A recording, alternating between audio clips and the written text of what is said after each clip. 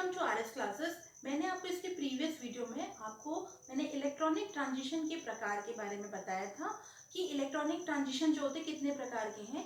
इसके पहले हमने इसका एक बेसिक प्रिंसिपल देखा था कि किस तरीके से जो आणविक कक्षकों का आणविक मॉलिक्यूलर ऑर्बिटल होते हैं उनमें इलेक्ट्रॉनिक एक्साइटेशन के लिए इलेक्ट्रॉन किस तरीके के होते हैं और इन आणविक कक्षकों का निर्माण कैसे होता है। अब हम इस वीडियो में देखेंगे कि किस तरीके के ट्रांजिशन जो होते हैं इन आणविक कक्षकों में होते हैं। तो देखिए, मैंने यहाँ पर एक डायग्राम बना के रखा और मैंने टाइप्स आपको बताए थे कितने तरीके के ट्रांजिशन होते हैं।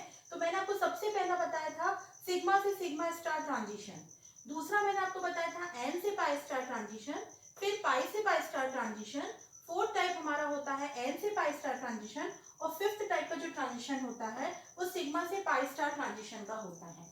ठीक है, आइए हम देखते हैं एक एक करके। अब हम सिग्मा से सिग्मा स्टार ट्रांजिशन को सबसे पहले देखते हैं कि सिग्मा से सिग्मा स्टार जो ट्रांजिशन होता है वो क्या होता है। जब किसी आबंधी मॉलिक्यूलर ऑर्बिटल से सिग्मा ऑर्बिटल से anti bonding sigma star molecular orbital में इलेक्ट्रॉन का एक्साइटेशन होता है, संक्रमण होता है, तो इस प्रकार के ट्रांजिशन को हम सिग्मा से सिग्मा स्टार ट्रांजिशन कहते हैं। ठीक है, इस ट्रांजिशन के लिए हमें सबसे ज्यादा ऊर्जा की आवश्यकता होती है। आप ये एनर्जी गैप भी देख रहे हो, ये एनर्जी गैप सबसे ज्यादा सिग्मा से सिग्मा स्टार ट्रांजिशन में है, इसलिए सिग्मा से सिग्मा स्टार ट्रांजिशन के लिए सबसे ज्यादा ऊर्जा की क्या होती है, आवश्यकता होती है।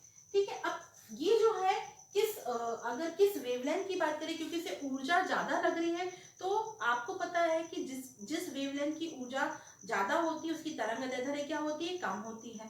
तो ये जो होते हैं ये कम तरंगदैर्ध्य पर अवशोषण करते हैं।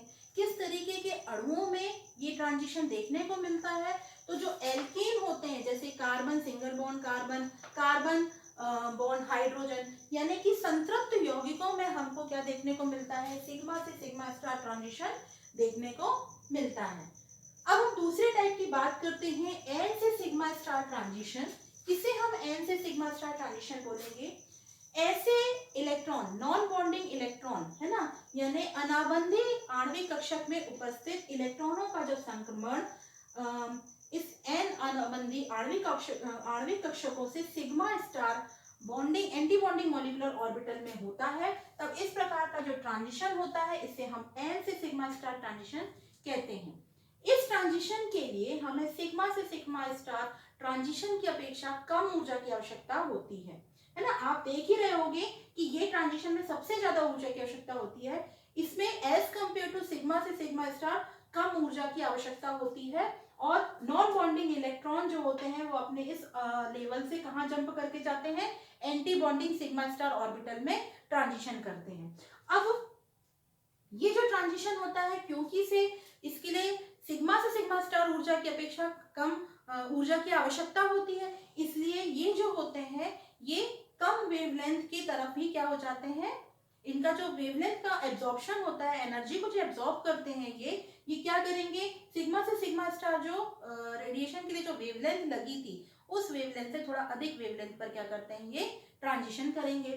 अब किस प्रकार के जो एटम्स होते हैं, मॉलिक्यूल्स होते हैं, उनके अंदर हमको देखने को मिलता है, तो ऐसे आपके परमाणु या अणु जिनके पास क्या होते हैं, नॉन बॉन्डिंग इलेक्ट्रॉन होते हैं। नॉन बॉन्डिंग इलेक्ट्रॉन किसके पास होंगे, ऑक्सीजन नाइट्रोजन कंटेनिंग, है ना। किसी ऑक्सीजन के पास क्या है, नॉन बॉन्डिंग इलेक्ट्रॉन है, नाइट्रोजन के पास क्या है, नॉन बॉन्डिंग इलेक्ट्रॉन है। अब आप देखिए, जैसे हमने यहाँ पर ईथर का एक एग्जाम्पल लिखा है CH3OCH3, इसके पास क्या है, नॉन बॉन्डिंग इलेक्ट्रॉन है ना। लोन पेयर के रूप में जो उपस्थित होते हैं, जो बंध बनाने में भाग नहीं ले रहे हैं, इन्हें हम क्या कहते हैं, नॉन बॉन्डिंग इलेक्ट्रॉन। तो जब ये नॉन बॉन्डिंग इलेक्ट्रॉन क्या करेंगे, इनको ऊर्जा मिलती है, तो ये नॉन बॉन्डिंग इलेक्ट्रॉन जंप करके कहाँ जाएंगे, सिग्मा स्टार। आप देखें इनके आसपास का एनवायरनमेंट में भी सिग्मा ही इलेक्ट्रॉन है, तो ये जंप करके कहाँ जाते हैं, सिग्मा ऑर्बिटल में जाते हैं। इसके साथ ही आप मिथाइल अल्कोहल देखिए, methyl alcohol, methyl chloride, methyl iodide. ठीक है, आप मेथिल अल्कोहल में देखेंगे तो 147 नैनोमीटर पर ये क्या करता है, एब्जॉर्प्शन शो करता है। इसके पास 2 लोन पेयर होते हैं और इसमें जो ट्रांजिशन हमको देखने को मिलता है वो क्या है, एन से सिग्मा स्टार ट्रांजिशन देखने को मिलता है। आया यहाँ समझ। मेथिल अल्कोहल जो होता है ये 147 नैनोमीटर पर क्या करता है, एब्जॉर्प्शन करता है। वही मेथिल क्लोराइड को देखें तो 169 नैनोमीटर पर ये क्या करता है, एब्जॉर्प्शन करता है। मेथिल आयोडाइड जो है वो 258 नैनोमीटर पर एब्जॉर्प्शन शो करता है। ठीक है, इसी तरीके से आप CH3NH2, ये आपका क्या है, प्राइमरी एमीन है। प्राइमरी एमीन और एल्कोहल जो होते हैं इनके भी जो वेवलेंथ एब्जॉर्प्शन होता है उसमें भी अंतर होता है। देखते हैं कि इनमें जो वेवलेंथ में अंतर है ना, ये क्यों है। इन सभी में एक ही प्रकार का ट्रांजिशन पाया जा रहा है, एन से सिग्मा स्टार। ये जो चीज मैं आपको बताने जा रही हूँ ये आपके किसी कॉम्पिटिटिव एग्जाम के पर्पज से बहुत इंपॉर्टेंट रहेगी कि क्या कारण है कि इनकी वेवलेंथ में अंतर पाया जाता है। तो आप देख रहे हैं कि मिथाइल अल्कोहल जो है वो 147 नैनोमीटर पर एब्जॉर्प्शन शो करता है, जबकि मेथिल क्लोराइड 169 पर करता है। वहीं मेथिल आयोडाइड 258 नैनोमीटर पर एब्जॉर्प्शन शो करता है। इसका कारण आप इन सभी में देख रहे हो कि क्या है, विद्युत ऋणात्मक तत्व उपस्थित हैं। ठीक है, क्लोरीन हो गया, आयोडीन हो गया। यदि आप मेथिल क्लोराइड और मेथिल आयोडाइड का कंपैरिजन देखें तो इनमें क्या उपस्थित है, इनमें उपस्थित है विद्युत ऋणात्मक तत्व। ठीक है, क्लोरीन और आयोडीन क्या है, ये विद्युत ऋणात्मकता में अंतर रखते हैं। तो आप देख रहे हो कि जैसे जैसे विद्युत ऋणात्मकता बढ़ती जाती है ना, हम क्या देखते हैं, वो लोअर वेवलेंथ की तरफ क्या करता है, एब्जॉर्प्शन शो करता है। यानी पर विद्युत ऋणात्मक तत्वों का आकार बढ़ने के साथ उनका जो एब्जॉर्प्शन है वो हायर वेवलेंथ की तरफ बढ़ता है, यानी कम ऊर्जा की आवश्यकता होती है। हायर वेवलेंथ की तरफ बढ़ना यानी कम ऊर्जा की आवश्यकता होगी। ठीक है, ट्रांजिशन करने के लिए कम ऊर्जा की आवश्यकता होगी यदि वेवलेंथ ज्यादा है, और वेवलेंथ कम है यानी उसको ज्यादा ऊर्जा चाहिए है ट्रांजिशन करने के लिए। तो यदि आप मेथिल क्लोराइड और मेथिल आयोडाइड का देखो कि क्या कारण है कि मेथिल क्लोराइड जो होता है वो कम वेवलेंथ पर एब्जॉर्प्शन शो करता है, वही मेथिल आयोडाइड जो होता है वो हायर वेवलेंथ पर एब्जॉर्प्शन शो करता है। इसका कारण इन दोनों में उपस्थित ऋण विद्युतीय तत्व है। क्लोरीन की विद्युत ऋणात्मकता आयोडीन से ज्यादा होती है, आकार में आयोडीन बड़ा है और कम विद्युत ऋणात्मक है क्लोरीन से। क्लोरीन क्या करता है, जो बंध बनाता है वो बहुत क्या होता है, उसके पास जो बंध होता है वो बहुत स्ट्रांग होता है। तो इसके कारण क्या होते हैं, जो बॉन्डिंग पेयर ऑफ इलेक्ट्रॉन्स होते हैं वो क्लोरीन के साथ बहुत ज्यादा अच्छी तरीके से जुड़े रहते हैं। ठीक है, और ये एक तो ये ऋण विद्युतीय तत्व है तो ये बॉन्डिंग पेयर ऑफ इलेक्ट्रॉन को अपनी तरफ क्या करके रखता है, खींच के रखता है, जिससे इसके पास इलेक्ट्रॉन डेंसिटी ज्यादा भी होती है एज कंपेयर टू आयोडीन। इसमें ये जो बंध होता है ये बहुत स्ट्रांग होता है। ठीक है, इस बंध में इलेक्ट्रॉन को ट्रांजिशन कराने के लिए हमको क्या होनी, क्या चीज रहती है, ज्यादा ऊर्जा की आवश्यकता होती है। इसमें हमको इलेक्ट्रॉनिक ट्रांजिशन कराने के लिए ज्यादा ऊर्जा की आवश्यकता होती है, क्योंकि से इनके बीच की जो बॉन्डिंग होती है वो बहुत स्ट्रांग होती है। जब हमको ऊर्जा की ज्यादा आवश्यकता होती है तो ये लोअर वेवलेंथ की तरफ क्या करेगा, एब्जॉर्प्शन करेगा। वहीं आप मेथिल आयोडाइड को देखो तो मेथिल आयोडाइड जो होता है इसमें जो बंध होता है वो वीक होता है एज कंपेयर टू Cl के बॉन्ड के, क्लोरीन के बॉन्ड के बीच का। तो यहाँ पर क्या होता है कि ये बहुत थोड़ी सी एनर्जी में ही क्या हो जाएगा as compare to methyl chloride. Methyl iodide में जो बॉन्ड होगा वो थोड़ा वीक होता है, और वीक होने के कारण इसकी तुलना में इसको कम ऊर्जा की आवश्यकता होती है, और ये क्या करेगा, ये कम, इसकी तुलना में कम ऊर्जा में ही क्या करेगा, एक्साइटेशन कर देगा। मतलब ऊर्जा दोनों की थोड़ी बहुत अंतर होंगी, लेकिन इसकी तुलना में इसको कम ऊर्जा लगेगी एक्साइटेशन कराने के लिए, संक्रमण कराने के लिए, इसलिए ये हायर वेवलेंथ की तरफ क्या हो जाता है, कम ऊर्जा लगेगी, इसलिए इसकी तुलना में इसके वेवलेंथ को हायर वेवलेंथ की तरफ एब्जॉर्ब करेगा। तो ये कारण होता है कि इनके वेवलेंथ में अंतर क्यों पाया जाता है। फिर वहीं हम मेथिल अल्कोहल और एमीन की तुलना करें तो एमीन में भी सेम चीज होती है।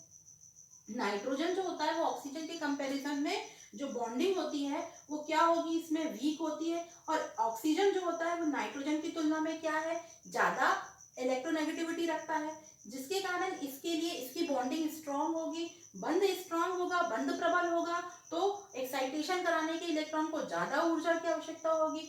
यदि ज्यादा ऊर्जा की आवश्यकता होगी तो कम वेवलेंथ चाहिए रहेगी। नाइट्रोजन कंटेनिंग कंपाउंड में क्या होता है, जैसे हमने यहाँ पे एमीन लिया है, इसमें जो बॉन्डिंग होगी वो अल्कोहल की तुलना में क्या है, वीक है थोड़ी, तो इसमें क्या होगा, जब वीक बॉन्डिंग होगी तो ऊर्जा की कम आवश्यकता होगी, जब ऊर्जा की कम आवश्यकता होगी तो वेवलेंथ ज्यादा लगेगी। ये चीज समझ में आ गई। अब हम आपको इसके बाद एक और फैक्टर होता है जिसके कारण भी क्या होती है, जो हमको वेवलेंथ उसमें अंतर देखने को मिलता है, वो है कि एल्कोहल जो होते हैं वो क्या कर लेते हैं, हाइड्रोजन बॉन्डिंग कर लेते हैं, और हाइड्रोजन बॉन्डिंग के कारण उनमें क्या हो जाती है, वेवलेंथ, ऊर्जा की ज्यादा आवश्यकता होगी और वो कम वेवलेंथ की तरफ क्या हो जाते हैं, शिफ्ट हो जाते हैं। ठीक है, तो ये कुछ फैक्टर्स हैं, ये कुछ कॉम्पिटिटिव जो एग्जाम है उसके पर्पज से बहुत इंपॉर्टेंट है। अब हम देखते हैं third type, pi to pi star transition. ठीक है, पाई से पाई स्टार ट्रांजिशन हम किसको बोलेंगे, ऐसा ट्रांजिशन जिसमें electron pi bonding molecular orbital से anti bonding pi star orbital में जंप करते हैं, वो कहलाता है हमारा पाई से पाई स्टार ट्रांजिशन या पाई से पाई स्टार संक्रमण। ठीक है, तो आप देखेंगे कि अब ये जो चीज है इसमें आप देख रहे हो कि यहाँ पर आपने एन से सिग्मा स्टार जो ट्रांजिशन है उसकी अपेक्षा जो इसमें ऊर्जा होती है वो थोड़ी सी ऊर्जा, इसकी ज्यादा ऊर्जा की आवश्यकता होती है एन से पाई स्टार ट्रांजिशन की अपेक्षा। ठीक है, दूसरी चीज है किस तरीके के कंपाउंड में देखने को मिलती है, तो आप जनरली देखेंगे जिनमें पाई बॉन्ड पाया जाता है। अब पाई बॉन्ड किस किस में पाया जाता है, तो आप देखेंगे जितने भी अनसैचुरेटेड हमारे एल्कीन एल्काइंस हैं इनमें क्या होता है, पाई बंध उपस्थित होता है। कार्बोनिल यौगिक जो होते हैं उनमें पाई बंध होता है ना, यानी C double bond O, C double bond S, है ना, और आपका C double bond C, C triple bond C. तो ये जो कंपाउंड्स होते हैं ऐसे अणु जिनमें कि इस तरीके के बॉन्ड फॉर्मेशन होता है उनमें हमको पाई से पाई स्टार ट्रांजिशन देखने को मिलता है।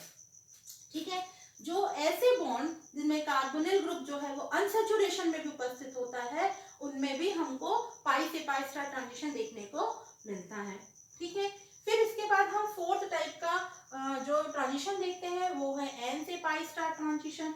एन से पाई स्टार ट्रांजिशन क्या होता है, ऐसे ट्रांजिशन जिसमें नॉन बॉन्डिंग मॉलिक्यूलर ऑर्बिटल से इलेक्ट्रॉन का excitation pi star anti bonding molecular orbital में होता है। इस प्रकार के ट्रांजिशन जो होते हैं वो नॉन बॉन्डिंग क्या कहलाते हैं, नॉन बॉन्डिंग ट्रांजिशन कहलाएंगे, नॉन बॉन्डिंग या एन से पाई स्टार ट्रांजिशन कहलाएंगे।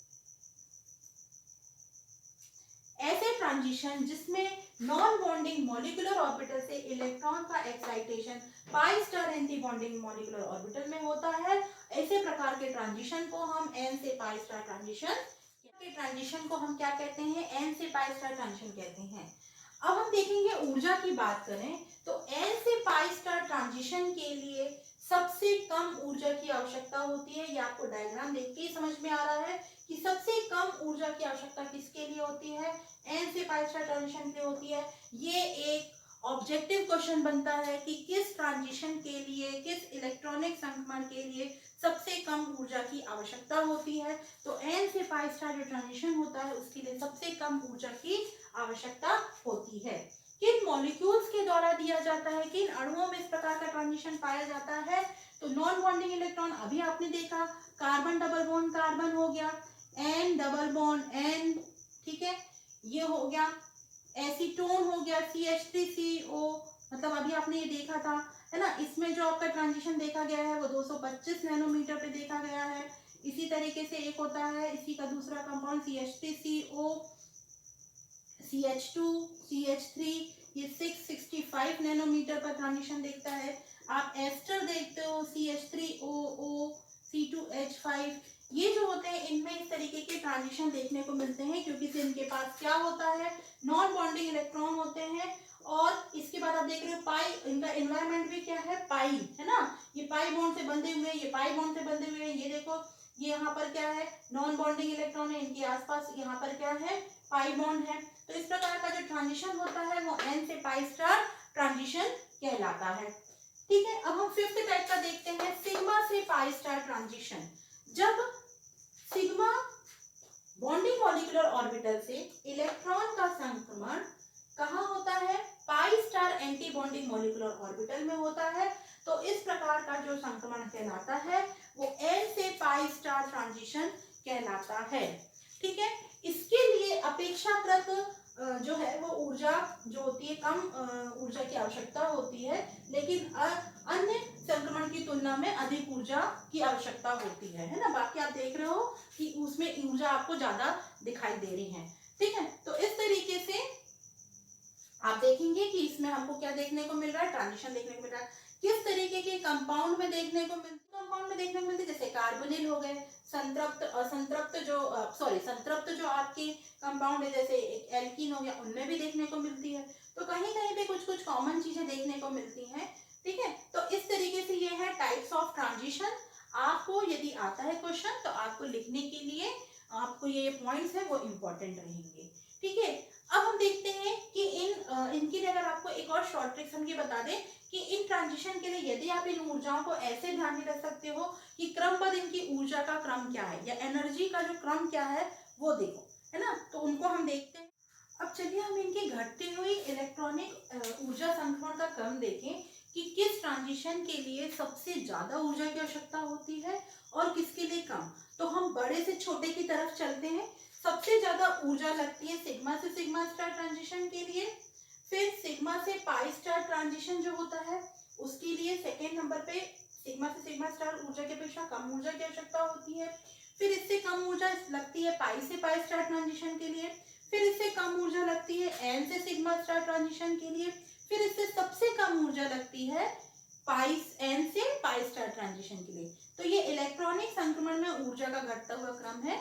आप इस ट्रिक को आपको ध्यान रखना है कि ऊर्जा का क्या क्रम रहेगा, है ना। तो ये आपको ये ध्यान रखना रहेगा। इससे आपको ये कॉम्पिटिटिव एग्जाम जो होते हैं उसमें आपको ये बहुत बेनिफिट करेगा कि किसके लिए सबसे ज्यादा ऊर्जा और किसके लिए सबसे कम ऊर्जा की आवश्यकता होती है। आई होप स्टूडेंट आप लोगों को ये चीज समझ में आई होगी। यदि आपको कोई भी चीज यदि नहीं समझ में आती है तो आप कमेंट बॉक्स में लिख के आप मैसेज कर सकते हैं कि आपको क्या प्रॉब्लम हुई है, क्या हम आपकी प्रॉब्लम को सॉल्व करेंगे। मैं आपको उन कमेंट का आंसर करूंगी। थैंक यू, मिलते हैं नेक्स्ट वीडियो में।